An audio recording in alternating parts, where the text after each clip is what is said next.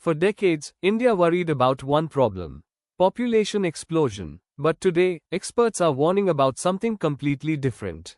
India's fertility rate has fallen below the replacement level. Does that mean India could one day face the same demographic challenges as countries like Japan, South Korea, and China?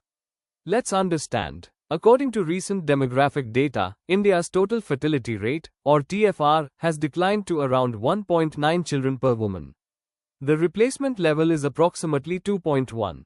In simple terms, replacement level fertility means that each generation has enough children to replace itself over time. Since India's fertility rate is now below that level, it marks a major demographic transition. At first glance, this may sound alarming. But it doesn't mean India's population will start shrinking immediately. India still has one of the world's youngest populations. Because of a phenomenon known as population momentum, the country's total population is expected to remain large for many years. So why has fertility declined? Several positive developments have contributed to this trend.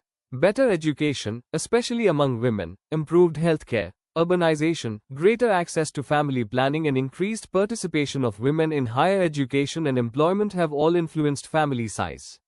In many ways, these changes reflect social and economic progress.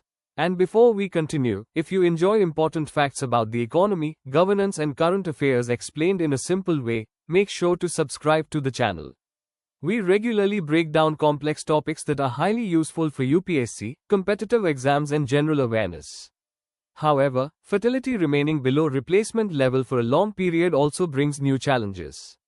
As birth rates decline, the proportion of elderly people in the population gradually increases. This creates greater demand for healthcare, pensions, and social security. At the same time, workforce growth may slow, leading to labor shortages and putting pressure on long-term economic growth. This is why countries like Japan, South Korea, and China are now encouraging higher birth rates after experiencing years of very low fertility. India is not in that situation yet. In fact, the country is still benefiting from what economists call the demographic dividend, a period when the working age population is larger than the dependent population. But this opportunity will not last forever. For competitive exam aspirants, important terms associated with this topic include total fertility rate, replacement level fertility, demographic dividend, dependency ratio, population aging, and population momentum. The larger lesson is simple. India's falling fertility rate is not just a population story.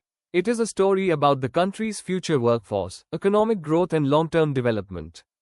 The real challenge is not increasing population. It is making sure that India's young population is healthy.